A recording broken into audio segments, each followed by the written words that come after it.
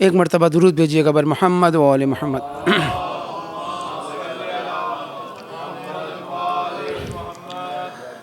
اعوذ باللہ من الشیطان الرجیم، بسم اللہ الرحمن الرحیم، الحمد للہ رب العالمین، الذی لا یبلغ مدحتہ القائلون ولا يحصي نعماءه العادون ولا يؤدي حقه المجتهدون، ثم الصلاة والسلام على أشرف الأنبياء والمرسلين، حبیبنا و حبیب الہ العالمین ابی القاسم محمد وعلى آل بیتہ الطیبین الطاہرین المعصومین المظلومین الذین اذهب اللہ عنہم الرجس وطہرہم تطہیرا۔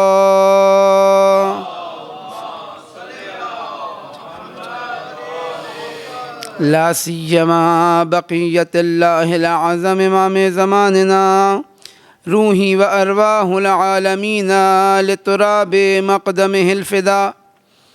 وقال اللہ تبارک و تعالی فی کتابہ المجید، بسم اللہ الرحمن الرحیم، وَلِلَّهِ الْعِزَّةُ وَلِرَسُولِهِ وَلِلْمُؤْمِنِينَ وَلَكِنَّ الْمُنَافِقِينَ لَا يَعْلَمُونَ۔ درود بھیجیے گا بر محمد و آل محمد۔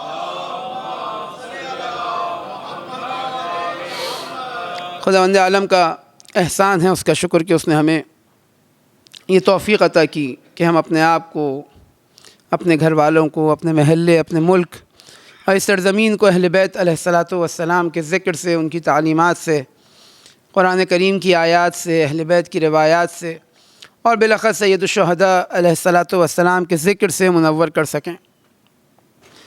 کربلا معیار فتح و کامرانی کے عنوان سے یہ 8ویں مجلس عزا کا سلسلہ،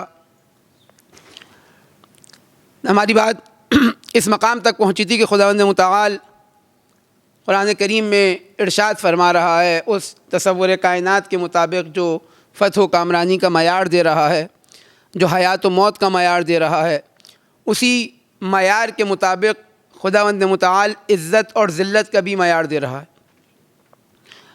اور خداوند متعال فرما رہا ہے کہ جان لو عزت صرف اور صرف اللہ تعالیٰ کے لیے ہے، عزت صرف اور صرف اللہ کے رسول کے لیے ہے، عزت صرف اور صرف اللہ اور اس کے رسول پر ایمان لانے والوں کے لیے ہے۔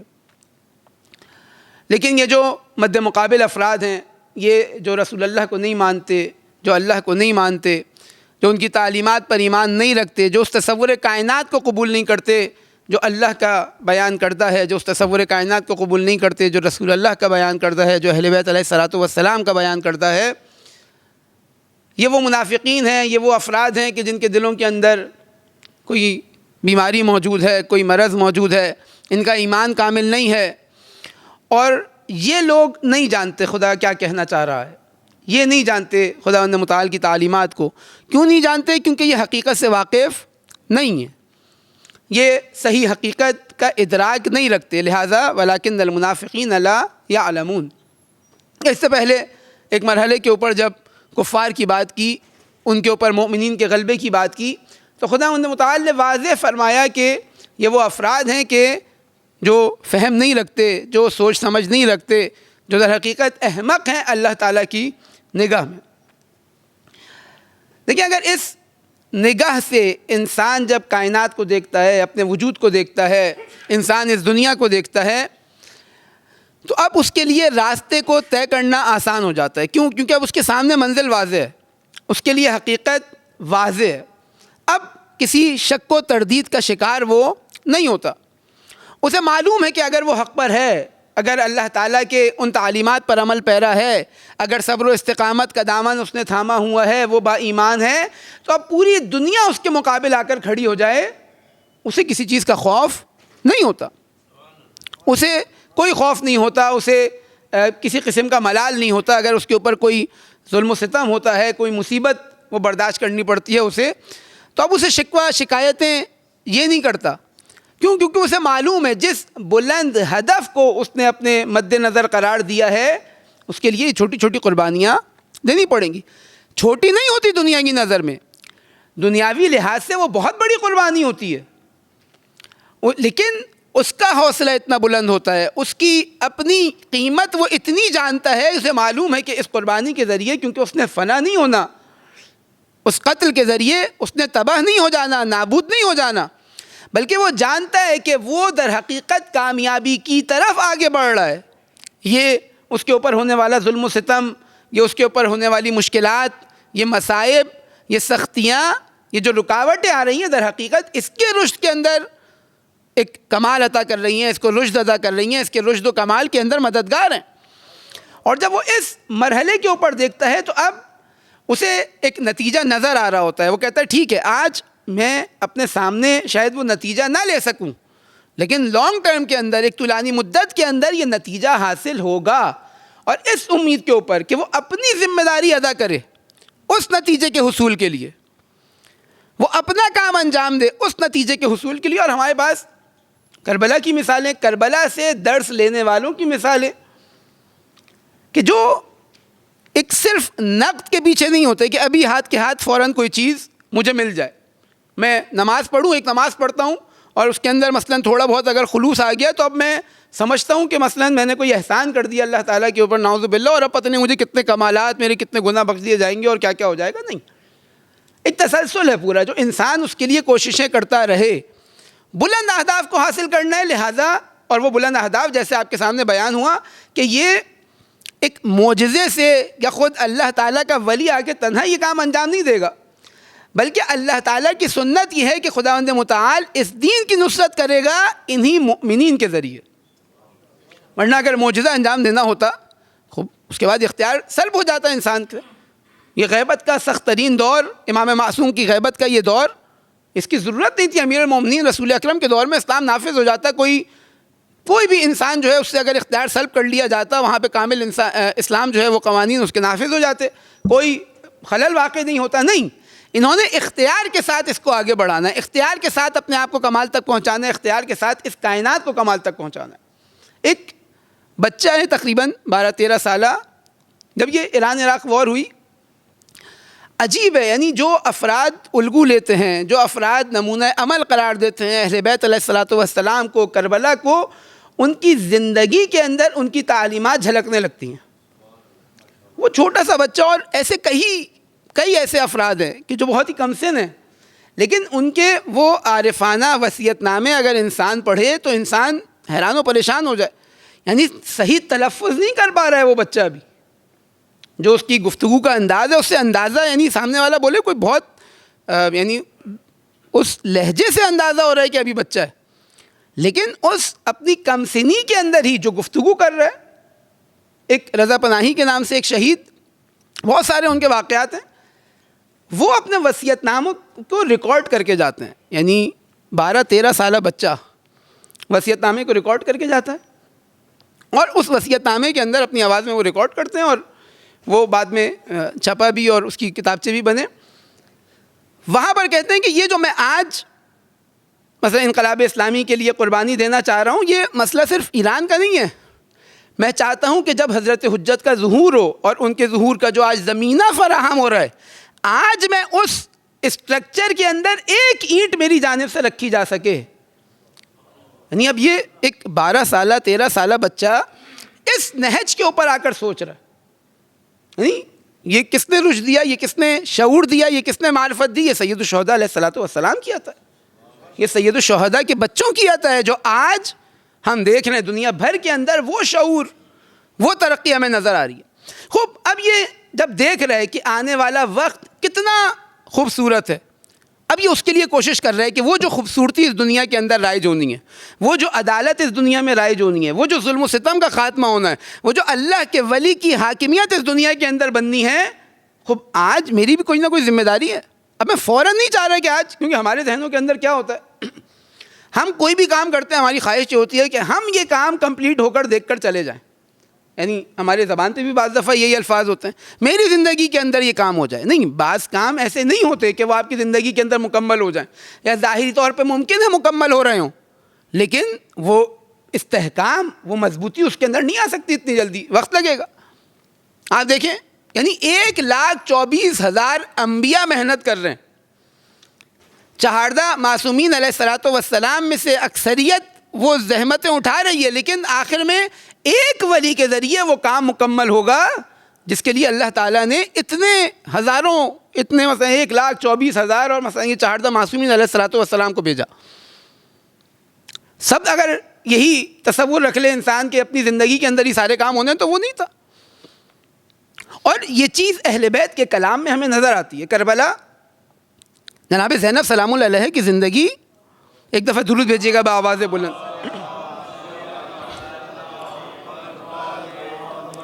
یعنی وہ مصیبتیں، وہ مشکلات، اب ہم اگر اس سچویشن کے اندر اپنے آپ کو تصور کریں، یا لیتنا کننا معک، کہنا آسان ہے، کاش ہم آپ کے ساتھ ہوتے، یہ کہنا آسان ہے، لیکن آج ہم تھوڑی سی مشکلات دیکھتے ہیں عالم اسلام کے اوپر، ہماری جان نکل جاتی ہے. آپ تصور کریں کہ وہ مصائب، وہ رنج و الم، وہ تاریکی، وہ ظلمت کا دور، کہ پورے عالم اسلام سے صرف 72، عالم اسلام کم تو نہیں تھا، عالم اسلام اچھا خاصا پھیل چکا تھا اس وقت تک، سرحدیں ہمارے اس پاکستان کی سرحد تک آ چکی تھی، کئی علاقے ہمارے اس وقت عالم اسلام کا حصہ تھے. اتنے بڑے عالم اسلام کے اندر صرف 72 افراد نکلنے والے، لیکن حوصلہ ان کا اتنا بلند، یقین کامل اپنے ہدف کے اوپر، کہ جب دربار میں جاتی ہیں اور دربار میں جانے کے بعد وہ لعین توہین کرتا ہے تو کہتی ہیں یزید کیدک سعیک وناسب جہدک. اے یزید، اپنے الفاظ میں اگر ہم بیان کریں، تیرے بس میں جو ہو تو کر لے، تیرے پاس جتنی قدرت ہے تو نافذ کر دے، تو جتنی طاقت لگا سکتا ہے لگا لے، لیکن تو ہمارے ذکر کو مٹا نہیں سکتا، تو اللہ کے پیغام کو روک نہیں سکتا. لیکن یہ یقین، یہ استحکام، یہ مضبوطی، یہ ایمان، انسان تصور کرے. یعنی وہ مصائب، اور پھر خاتون، یعنی ہمارے ذہنوں کے اندر بعض دفعہ آتا ہے کہ کیونکہ اہل بیت کا گھر ہے لہٰذا اب وہ انسانی جذبات ان کے اندر نعوذ باللہ نہیں ہے. نہیں، اگر ایک عام آدمی اپنی اولاد سے محبت کرتا ہے تو حسین ابن علی اپنی اولاد سے اس سے زیادہ شدت کے ساتھ محبت کرتے ہیں. اگر ایک عام خاتون اپنی اولاد سے محبت کرتی ہے، اپنے بھائی سے محبت کرتی ہے، اپنے بچوں سے محبت کرتی ہے، اپنے بھتیجوں سے محبت کرتی ہے، اپنی بھتیجیوں سے محبت کر رہی ہے، تو جناب زینب کبریٰ سلام اللہ علیہا بدرجہ اولا اور اس زیادہ کیفیت کے ساتھ اپنی اولاد سے محبت کرتی ہیں. کیوں؟ کیونکہ انسانی کمال ہے. خداوند متعال نے انسان کے اندر یہ محبت و الفت قرار دی ہے، کیونکہ اللہ تعالیٰ کی صفت کی تجلی ہے یہ. خب ایسا نہیں تھا کہ انسان تصور کرے نہیں ان کے لیے تو کوئی مرحلہ ہی نہیں تھا، ان کے لیے تو کوئی مصیبت ہی نہیں تھی. نہیں، ان کے لیے مشکلات، ان کے لیے وہ امتحان کئی گنا زیادہ سخت ہے. اور خداوند متعال کا سنت یہ رہی ہے کہ اللہ تعالیٰ اپنے محبوب ترین بندوں سے زیادہ سخت امتحان لیتا ہے. کیوں؟ کیونکہ یہ امتحان ان کے رشد کا سبب بنتا ہے. وَلِلَّهِ وَلِرَسُولِهِ وَلِلْمُؤْمِنِينَ وَلِلَّهِ الْعِزَّةُ وَلِرَسُولِهِ وَلِلْمُؤْمِنِينَ. خب یہ عزت یہ اللہ تعالیٰ سے منسوب، یہ عزت یہ رسول اللہ سے منسوب، یہ عزت یہ مؤمنین سے منسوب. اور اگر انسان اللہ کے راستے سے پیچھے ہٹ جائے، اگر انسان خداوند متعال کے اوپر ایمان نہ رکھے، اس کے وعدوں کے اوپر ایمان نہ رکھے، اس نے جو توکل کا حکم دیا ہے وہ توکل انجام نہ دے، اور وہ وعدے ہمارے یہاں آج بھی مثلا بعض دفعہ بالکل مذاق بن جاتا ہے. خداوند متعال جو مثالیں دیتا ہے، کہیں بیت العنکبوت کی مثال دیتا ہے، مکڑی کے جالے کی مثال دیتا ہے. آج اگر ایک سید کھڑا ہو کے کہے کہ اسرائیل کی جو مثال ہے ہمارے لیے وہ کا بیت العنکبوت ہے، وہ مکڑی کے جالے سے بھی زیادہ کمزور ہے، یعنی ہم نے خود دیکھا مذاق اڑتا ہے اس بات کا مذاق اڑتا ہے کہ دیکھو اتنے پاورفل کو کیا کہہ رہے ہیں، مکڑی کا جالا. یہ قرآنی آیت ہے, یہ اللہ پر یقین کی دلالت ہے, یہ رسول اللہ پر یقین کی علامت ہے کہ جو اللہ کہہ رہا ہے اس پر یقین ہے, چاہے پوری دنیا کچھ اور کہتی رہے. اللہ اکبر, یا رسول اللہ, یا اللہم صلی علی محمد. ایک دفعہ ایک اور صلوات پڑھیے گا.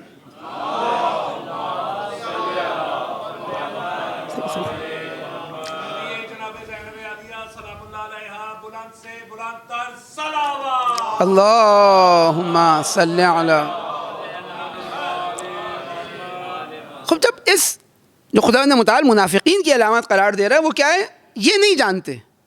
جو اللہ کہہ رہا ہے یہ اس کو مانتے نہیں ہیں. کیوں؟ کیونکہ اس کو جانتے ہی نہیں ہیں, ان کے سامنے حقیقت واضح نہیں ہے. لیکن جو مومنین ہیں وہ اللہ کے وعدوں پر یقین رکھتے ہیں, انہیں اللہ کے کہے کے اوپر ایمان ہوتا ہے. اور اب اگر وہ کہہ رہے ہیں کہ یہ بیت عنکبوت ہے تو اس بنیاد پر کیونکہ پروردگار عالم نے ان کو بیت عنکبوت قرار دیا. پروردگار عالم کہیں ان کی مثال وہ جو جھاگ ہوتا ہے سمندر کے اوپر اس کی دیتا ہے. وہ کہتا ہے یہ جھاگ کی کوئی حیثیت نہیں ہے, باطل اس طرح سفر کرتا ہے, باطل اوپر نظر آتا ہے لیکن اس کی کوئی ڈیپتھ نہیں ہوتی. خب یہ مثالیں کیا ہیں؟ یہ مثالیں وہ مثالیں ہیں کہ جس پر انسان اگر یقین نہ رکھے تو نتیجہ کچھ اور نکلتا ہے. خب اللہ تعالیٰ چاہتا ہے کہ انسان کو عزت سے نوازے. کیوں؟ کیونکہ یہ عزت کی صفت اللہ تعالیٰ کی ہے. اللہ چاہتا ہے کہ انسان بھی عزیز ہو. جس طرح انسان حیات پائے, جس طرح انسان قدرت مند ہو, جس طرح انسان عالم ہو, اسی طرح انسان عزیز ہو.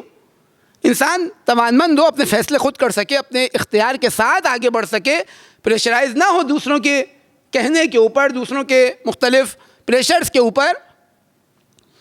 آپ دیکھیں تاریخ کے اندر کربلا پھر ہمارے لیے مثال.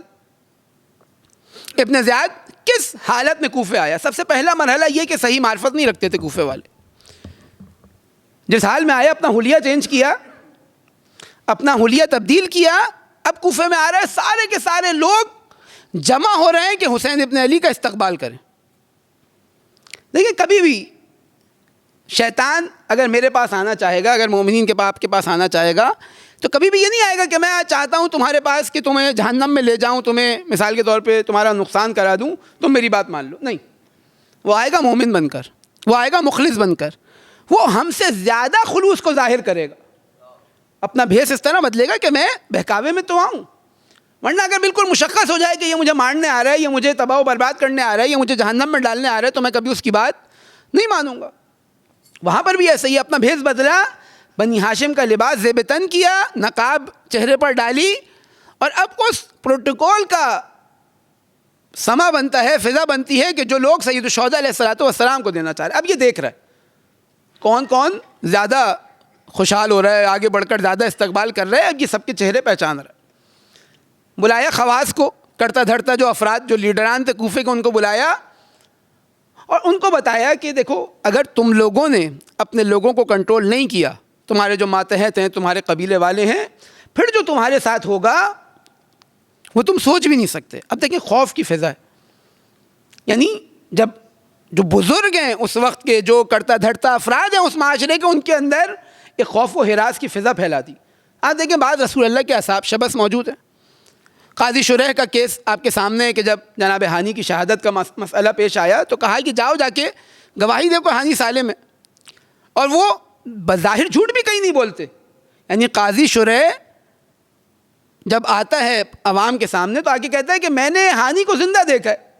خوب اس کے اندر کوئی غلط بات نہیں تھی, واقعا زندہ دیکھا تھا, لیکن پورا سچ بھی بیان نہیں کرتا.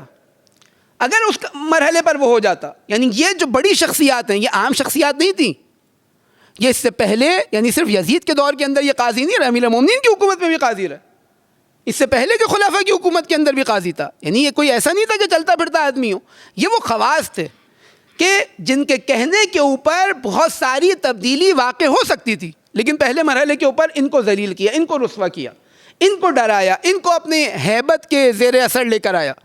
جب یہ سب کنٹرول میں آ گئے, اب اعلان کیا کہ خلیفہ کی طرف سے پیغام ہے, گورنر نے پیغام بھیجا ہے کہ خلیفہ کا پیغام آیا, ساری عوام جو ہے وہ مسجد میں جمع ہو جائے. اب یہ تخت پر موجود ہے, مسجد کوفہ پر ہوئی ہوئی ہے لبالب عوام الناس سے. لوگ انتظار کر رہے ہیں کیا ماجرا ہے. یہ ممبر پہ بیٹھا ہوا ہے, جو اس کے ساتھ فرد موجود ہے اس سے کہتا ہے کہ یزید کا نامہ پڑھو.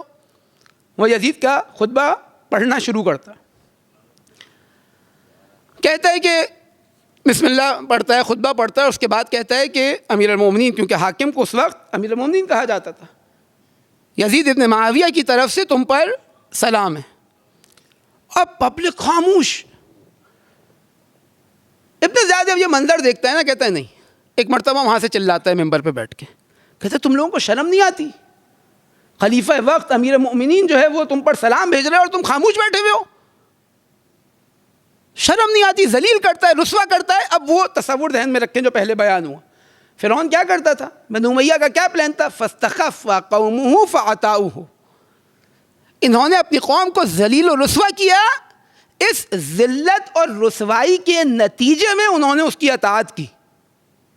جب ممبر پہ بیٹھ کے عوام کو ذلیل کرتا ہے, اس کے بعد جو خطبہ پڑھ رہا تھا اس سے کہتا ہے دوبارہ پڑھو.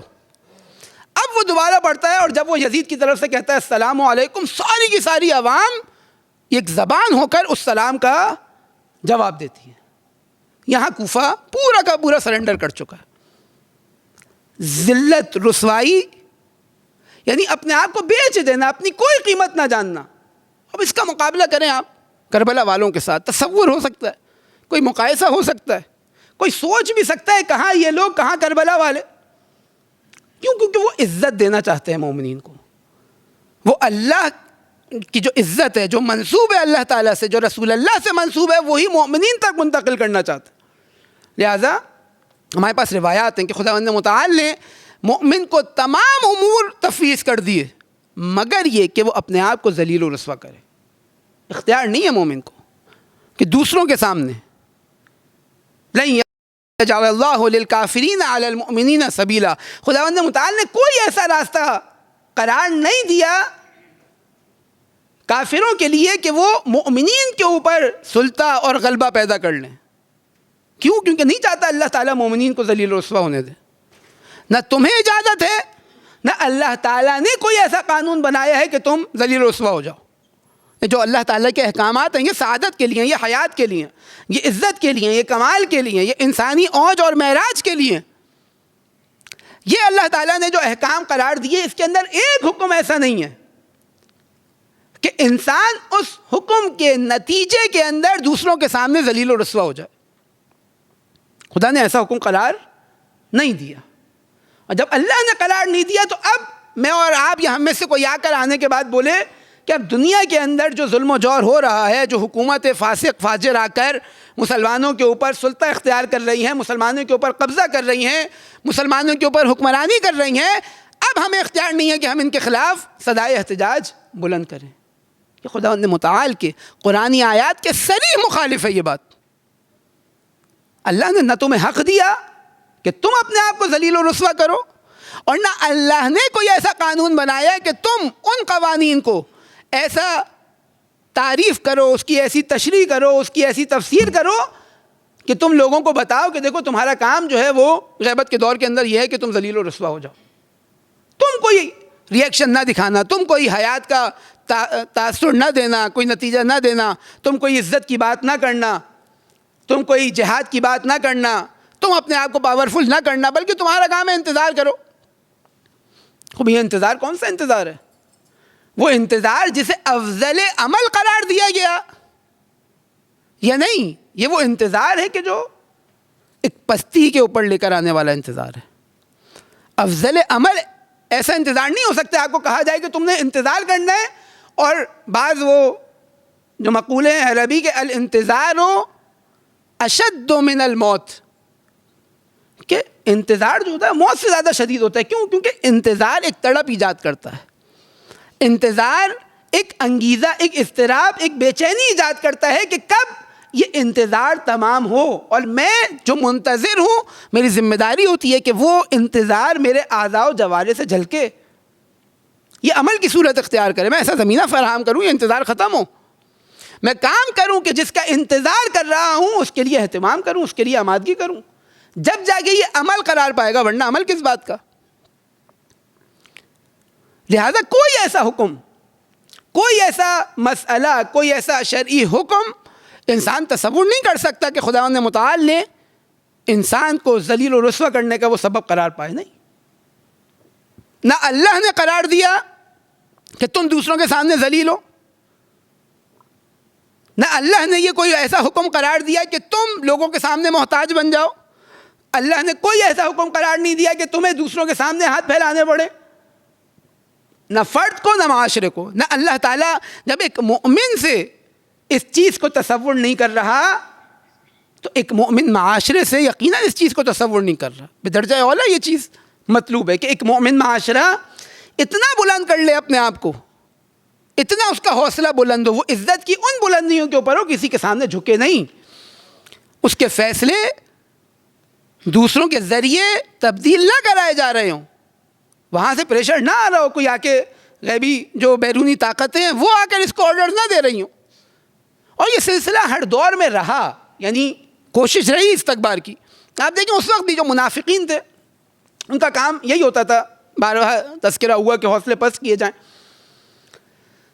مدینہ میں جب اسلامی حکومت کی تشکیل ہو گئی، رسول اللہ نے ہجرت کی. ہجرت کے بعد، اور بنیادی مرحلہ یہاں پہ دیکھیں، ہجرت کی اتنی اہمیت، ہجرت کے اوپر کیلنڈر کا تشکیل پانا، یہ تمام چیزیں کیا چیز تھی جو ہجرت سے پہلے اسلام کے پاس نہیں تھی اور ہجرت کے بعد اسلام کے پاس تھی؟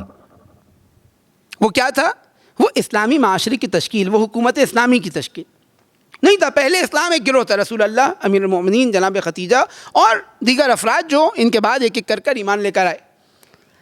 لیکن اب مدینے کے اندر اسلام ایک گروپ نہیں ہے، اسلام کوئی گروہ نہیں ہے، اسلام کسی ایک چند افراد کے جمع ہونے کا نام نہیں ہے، بلکہ اب اسلام حکومت ہے، اب اسلام قدرت ہے، اب اسلام کے پاس توانائی ہے، اسلام کے پاس لشکر ہے، اسلام کے پاس فوج ہے، اسلام کی عدالت ہے، اسلام کا ایک نظام ہے، ایک باؤنڈری ہے. اب جب منافقین نے دیکھا کہ نہیں، اب اسلام تو مضبوط ہوتا جا رہا ہے، کیا کیا جائے؟ انہوں نے اسلام کے بھیس کے اندر اپنے افراد تیار کرنا شروع کیے. خوب ان کا کام کیا تھا؟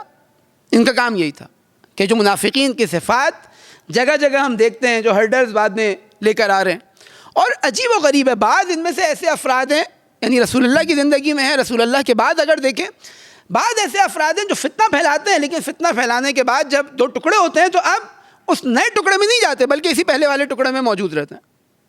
اشعث کی مثال ہمارے سامنے. مولا علی کے دور میں جب جنگ صفین شروع ہوئی تو اب وہاں پر اس نے فتنہ پھیلانا شروع کیا. جب جنگ صفین رک گئی اور اب حکمیت کا مسئلہ آیا، وہاں پر اس نے فتنہ پھیلانا شروع کیا. حکمیت کے بعد نہروانی جدا ہو گئے، اب جنگ نہروان ہوئی تو اب یہ ایسا نہیں ہے کہ خوارج میں شامل ہو گیا، نہیں، پھر بھی امیر المومنین کے لشکر میں رہا، اب وہاں فتنہ پھیلا رہا ہے. جنگ نہروان تمام ہو گئی، اب امام چاہتے ہیں کہ دوبارہ صفین کا آغاز ہو، دوبارہ حاکم شام کے خلاف لشکر کشی کی جائے، اس غاصب ریاست جو ہے اس کو خراب کیا جائے، اس کو نابود کیا جائے. اسلام کا جو عالمی ایک حکومت تشکیل پا رہی ہے اسلام کی، اسی کے اندر اس علاقے کو لیا جائے جیسا پہلے تھا. وہاں پہ پھر فتنہ پھیلاتا. خود یہ جب امیر المومنین کی شہادت کا وقت ہوتا ہے وہاں پر شریک، امیر المومنین کی شہادت میں، اس کی اولاد، اس کی بیٹی امام حسن کی شہادت میں شریک، اس کے بیٹے سید الشہداء علیہ السلام کی شہادت میں شریک. کام کیا کیا زندگی کے اندر؟ حوصلہ پست کرنا مومنین کا. اب یہ کام منافقین رسول اللہ کے دور میں بھی کرتا تھا. جنگ ہو رہی ہے، وہاں پر فوراً ایک افواہیں پھیلا کر لوگوں کے حوصلے پست کر. لیکن اس وقت بھی ایسا نہیں تھا کہ یہ انڈیپینڈنٹلی اپنی سرگرمیاں انجام دیتے تھے اسلامی حکومت کے اندر، نہیں. اس وقت کے امریکہ اسرائیل، یعنی اس وقت کے کیسر و کسرا سے ان کی ڈوریں ہلا کرتی تھی. بنو عامر نامی شخص ہے جس کے بارے میں ہے کہ وہ مدینے میں تھا جب رسول اکرم نے مدینے میں اسلامی حکومت کا قیام کیا. وہ مدینے سے مکہ گیا، مکے میں جب اسلامی حکومت تشکیل یعنی فتح مکہ ہوئی، اب وہاں سے وہ شام اور پھر وہاں سے روم کی جانب چلے گیا. اب روم سے بیٹھ کر جو اس وقت ایک قدرت ہے، ایک توانائی ہے، ایک سپر پاور کی حیثیت رکھتا ہے، وہاں سے بیٹھ کر رسول اللہ کی حکومت کے اندر یہ آرڈرز دیا کرتا تھا. اور منافقین ان کا کام ہی یہی تھا کہ وہ لوگوں کے حوصلے پست کرنا. وہ جنگ کے لیے جب لوگ جا رہے ہوتے تو کیا کرو گے، مر جاؤ گے، قتل کر دیے جاؤ گے، تمہارے بیوی بچوں کا کیا ہوگا، یہ تمام داستان. یہ ہر دور کے اندر منافقین کی یہ روش رہی ہے کیوں؟ کیونکہ اس کو جانتے نہیں ہیں اس حقیقت کو جو بیان کی جا رہی ہے، واقف نہیں ہے اس حقیقت سے جو خداوند متعال جس پر خدا کا لشکر جس کے اوپر یقین رکھتا ہے. اور اگر ایسے افراد ہوں گے تو اب یہ ہر چیز سے ڈرنا شروع ہو جائیں گے. یعنی اگر کوئی شخص اللہ سے خوف نہ کھائے، روایت کے اندر ہے کہ کوئی شخص اگر خداوند متعال کا خوف نہ رکھے تو اب وہ پوری دنیا کا خوف اس کے اندر سما جاتا ہے. اور اگر کوئی شخص اللہ سے خوف زدہ ہو جائے، اللہ کا خوف، اللہ کی خشیت، اللہ کا تقوی اختیار کر لے، تو اب خداوند متعال پوری دنیا کو اس کے سامنے خوف، یعنی پوری دنیا اس کے سامنے خوف و ہراس کا شکار ہو جاتی ہے. یعنی اس یقین، اس کیفیت کے اوپر کہ اللہ تعالیٰ حقیقی قدرت اللہ کے پاس ہے، حقیقی عزت اللہ کے پاس ہے، وہ ہے جو عزت دینے والا ہے، وہ ہے جو قدرت دینے والا ہے، وہ جو فتح و کامرانی دینے والا ہے. جب اس کے اوپر اتنا یقین تو اب انسان کو کسی چیز کی فکر نہیں ہوگی. انسان یہ دیکھے گا کہ میری ذمہ داری کیا ہے، میں اس ذمہ داری کو انجام دوں.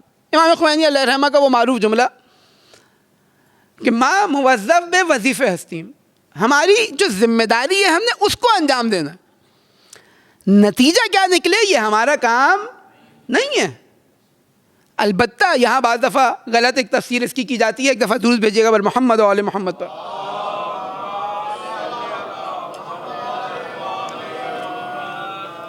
کہ ہم سمجھتے ہیں ہم بس ایک ذمہ داری ہم نے اپنے حساب سے سوچ لیا اس کے اوپر اب کچھ بھی ہو جائے. نہیں، ذمہ داری کا تعین بھی ان ظاہری اسباب کو دیکھ کر کیا جاتا ہے.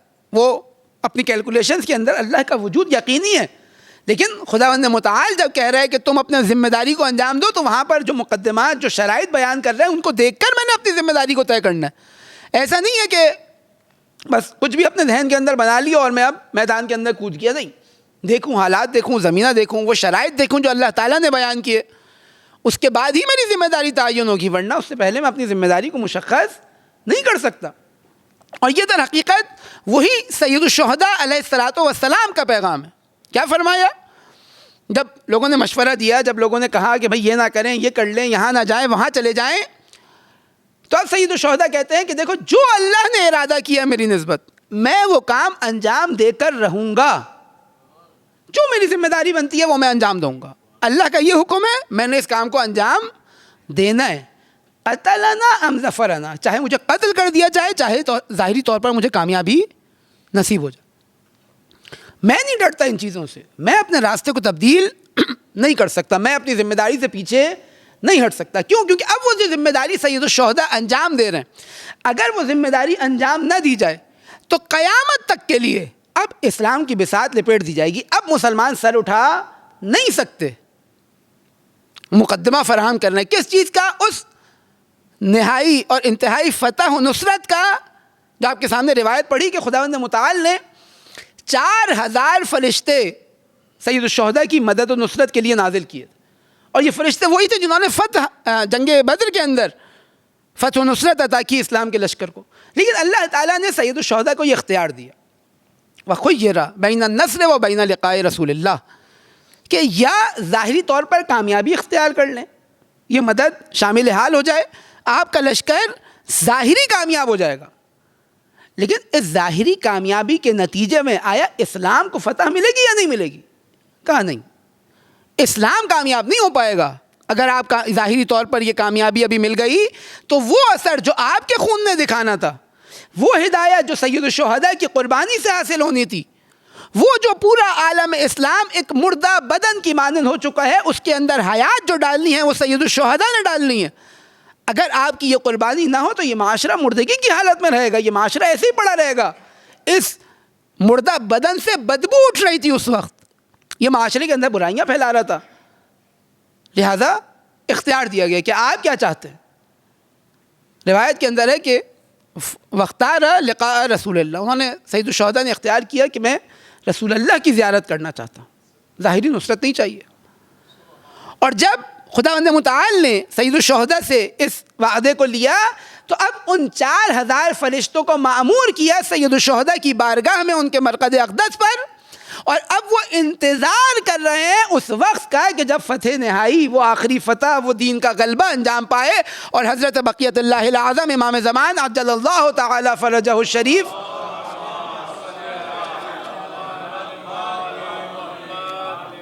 ظہور فرمائے اور اسلام کا وہ غلبہ ہو. یہ فتح و نصرت اللہ تعالیٰ نے یہ مدد، یہ نصرت اس وقت کے لیے موقوف کر دی. خب یہ زمینہ فراہم کر رہے ہیں سید الشہداء. اس وقت کے لوگ اس اسکوپ کو نہیں رکھتے تھے اپنی نظر میں، اس انتہائی ہدف کو اپنی مد نظر نہیں رکھتے تھے. وہ ظاہری طور پر کامیاب ہوں گے یا نہیں ہوں گے. ابھی آپ کو آیا جنگ میں فتح ملے گی یا نہیں ملے گی. جب ہم اتنی عارضی چیزوں کو اپنے ذہن کے اندر رکھنا شروع کریں تو اب انسان وہ بلند حوصلہ نہیں رکھ سکتا کہ جو اللہ تعالیٰ اس سے طلب کر رہا ہے، جو اہل بیت اس سے طلب کر رہے ہیں. لہٰذا جو مکے کا وہ خطبہ کہ من کان فینا باذلا مہجتا، جو اپنے آپ کو قربان کر سکے، اپنا خون جگر پی سکے. ایک دفعہ خون بہانا، قتل ہو جانا ایک مرحلہ ہے، ایک دفعہ خون جگر پینا ایک مرحلہ ہے. کہ وہ تمام مشکلات، وہ تمام مصیبتیں برداشت کرے. کس لیے؟ مموطنا علی لقاء اللہ، کیونکہ وہ چاہتا ہے کہ پروردگار عالم سے ملاقات کرے. اب وہ سید الشہداء کی بارگاہ میں آئے، اب وہ سید الشہداء کی معیت اور ان کی ہمراہی کو اختیار کر سکتا ہے، ورنہ نہیں کر سکتا. لہٰذا جو لوگ تھے، جو مشورے دینے والے تھے، جو عارضی فتح کے اوپر سید الشہداء علیہ الصلوۃ والسلام کے ساتھ آئے تھے، انہوں نے ساتھ چھوڑ دیا. لیکن ہاں بعض ایسے لوگ تھے جنہوں نے نہ صرف ساتھ نہ چھوڑا، بلکہ حتیٰ یعنی ہمیں جس طرح بنی ہاشم کے حتیٰ کرتا دھرتا بہت سارے افراد کی نسبت یہ ہمیں نظر آتا ہے کہ انہوں نے سید الشہداء علیہ الصلوۃ والسلام کو مشورے دیے. کربلا کی بعض شخصیات ایسی ہیں کہ جنہوں نے ایک مرحلے کے اوپر بھی، ایک لمحے کے اوپر بھی سید الشہداء کو مشورہ دینا درست نہ سمجھا. امام وقت ہے، اللہ کا ولی ہے، اللہ کا خلیفہ ہے، کار الہی انجام دینے نکلے، معصوم ہے، انسان کامل ہے. وہ جو فیصلہ کرے گا وہی یقیناً حق پر ہے. وہ شخصیت حضرت ابو الفضل العباس علمدار علیہ السلام. کون؟ یعنی انسان تصور کرے کہ امیر المؤمنین نے کربلا کے لیے کتنا اہتمام کیا، امیر المؤمنین نے کربلا کے لیے کیا کیا انتظام کیے. کہ اے عقیل، اے بھائی، ایک ایسی خاتون کا انتخاب کرو کہ جس سے پروردگار عالم مجھے ایک شجاع فرزند عطا کرے. علی اللہم صلی.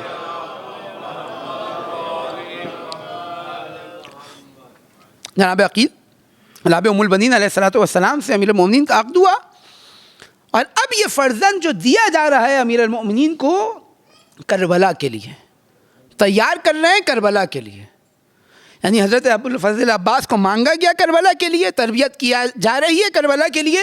اب انسان تصور کرے کہ وہ بچہ جس کے سامنے اس ہدف کو رکھا ہو کہ تم نے اپنے زمانے کے امام کی مدد و نصرت کرنی ہے، کتنا شدت کے ساتھ اس وقت کا انتظار کر رہا ہوگا.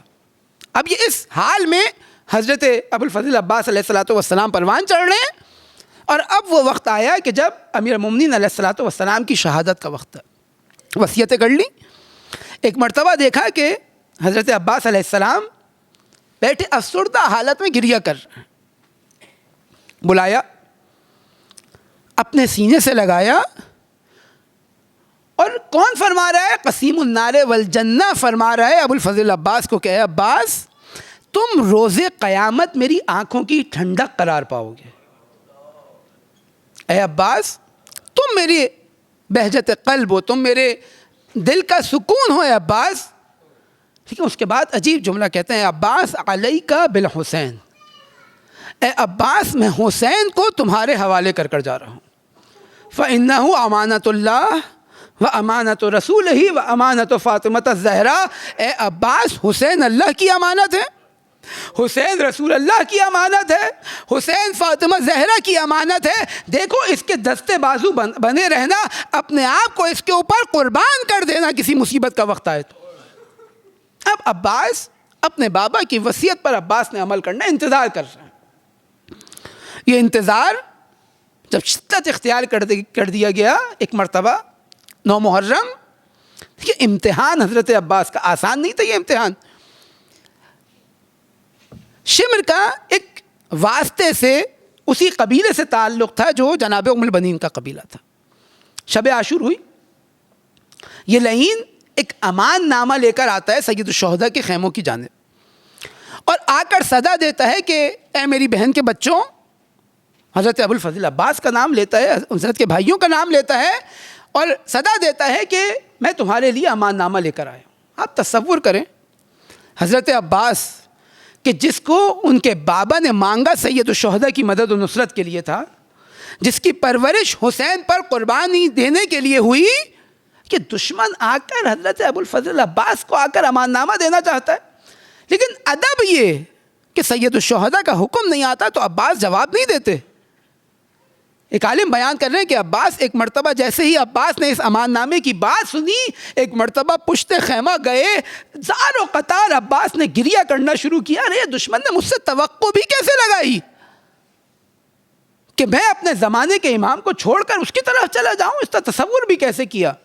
لیکن کیونکہ مولا کا حکم نہیں آیا لہٰذا اب جواب نہیں دے رہا۔ ایک مرتبہ سید الشہداء نے کہا، اے عباس جاؤ جا کر جواب دو، گرچہ فاسق ہے۔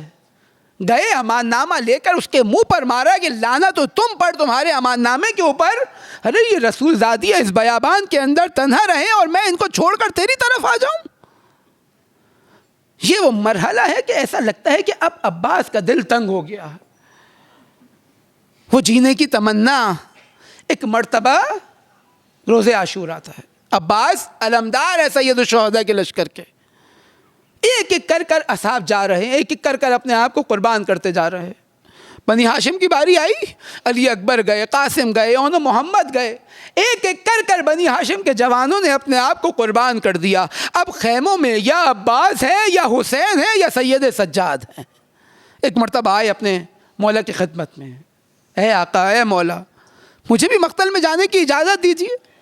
ایک مرتبہ حسین نے کہا، اے عباس انت صاحب لوائی، اے عباس تم میرے لشکر کے سردار ہو۔ نہ جانے عباس نے ایک مرتبہ خالی خیموں کی جانب نگاہ کی ہو، مقتل کی جانب نگاہ کی ہو، اے مولا ارے کس لشکر کی بات کر رہے ہیں؟ فقط ذاقا صدری، اے مولا ارے یہ سینہ تنگ ہو گیا ہے، اب عباس کو جینے کی تمنا نہ رہی، ارے آپ کی تنہائی دیکھی نہیں جاتی۔ حسین نے اجازت نہ دی، لیکن ایک مرتبہ بچوں کے خیمے سے العطش العطش کی صدائیں بلند ہوئی، عباس کے چہرے پر مسکراہٹ آ گئی، ارے بچے واسطہ بن رہے ہیں۔ ایک مرتبہ حسین سے کہا، اے مولا ارے بچے پیاسے ہیں، کہا جاؤ عباس ان بچوں کے لیے پانی کی سبیل کرو۔ روایت کہتی ہے کہ جب عباس اس خیمے میں گئے نا جہاں مشکیزیں رکھے جاتے تھے، چھوٹے چھوٹے بچے اپنے کرتے کو ہٹا کر اپنے شکم کو زمین سے رکھ کر ارے اپنی پیاس بجھانے کی کوشش کر رہے تھے۔ ایک مرتبہ عباس تڑپ گئے، ارے مشکیزہ لیا۔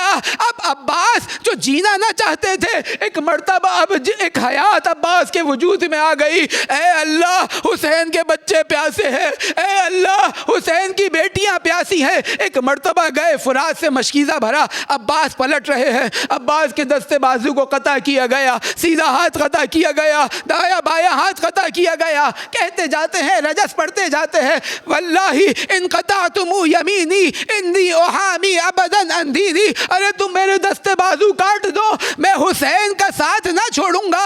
دشمن دیکھ رہا ہے۔ روایات میں ہے کہ عباس کا بدن گویا ایسا ہو گیا تھا کہ بدن نظر نہیں آتا تھا، صرف تیر ہی تیر عباس کے جسم پر موجود تھے، بازو کٹے ہوئے ہیں، دشمن پریشان ہے۔ ارے یہ کون سی قوت ہے، یہ کون سی قدرت ہے کہ جس نے عباس کے بدن میں حیات رکھی ہوئی ہے؟ ایک لعین کی نگاہ پڑی اس مشکیزے پر، ارے جس میں پانی موجود تھا، گویا عباس کی حیات، عباس کی روح اس مشکیزے میں موجود تھی۔ عباس نے مشکیزے کو دانتوں سے تھاما ہوا ہے، جا رہے ہیں خیموں کی جانب، بدن چھنی ہے۔ اب جو دیکھا کہ عباس کی حیات اس کے بدن میں نہیں، اس مشکیزے میں ہے، ایک مرتبہ نشانہ لیا، اب جو تیر آ کر مشکیزے پر لگا، اب جو پانی بہا، گویا عباس کی شہادت ہو گئی۔ ایک مرتبہ عباس رک گئے، اب خیمے نہیں جانا چاہتے۔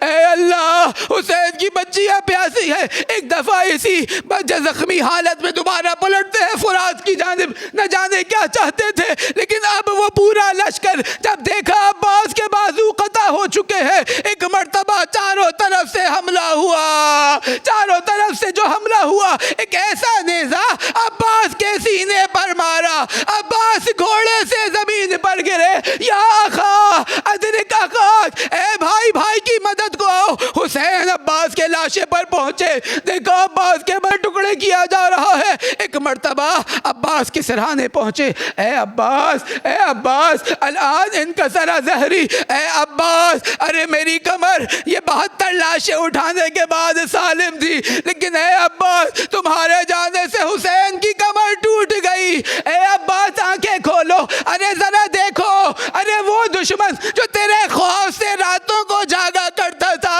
آج مجھ پر ہنس رہا ہے۔ عباس آنکھیں کھولو، ارے دیکھو، ارے میری بچیاں، ارے اہل بیت حرم، ارے جو رات کو تیرے سبب آرام و سکون سے سوتے تھے، اب کربلا سے کوفہ سے شام، ارے جب نیند آئے گی سکینہ کو کبھی تماچوں سے اٹھایا جائے گا، کبھی تازیانوں سے اٹھایا۔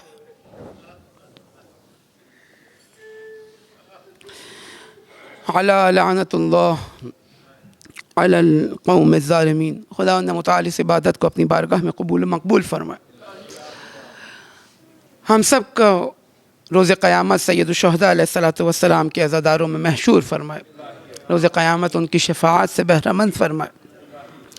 خداوند متعال دنیا میں جہاں جہاں مومنین کفر و استکبار کے خلاف برسر پیکار ہیں، خداوند متعال ان کی مدد و نصرت فرمائے، ہم سب کو ان کی حمایت کی توفیق نصیب فرمائے، انقلاب اسلامی کو امام زمانہ کے عالمی انقلاب سے متصل فرمائے۔ دنیا میں جہاں جہاں کفر و استکبار تکفیری قوتیں عالم اسلام کے خلاف سازشیں کر رہی ہیں، ظلم و ستم کر رہی ہیں، خداوند متعال ان کی سازشوں کو انہی کی جانب پلٹا دے۔ ہم سب کو ان کے ظلم و ستم کے خلاف صدائے احتجاج بلند کرنے کی توفیق نصیب فرمائے۔ خداوند متعال امام زمانہ کے ظہور میں تعجیل فرمائے، ہمارا شمار امام زمانہ کے اعوان و انصار میں فرمائے، ہماری عاقبت ان کی راہ میں شہادت نصیب فرمائے۔ ربنا تقبل منا انک انت السمیع العلیم برحمتک یا ارحم الراحمین۔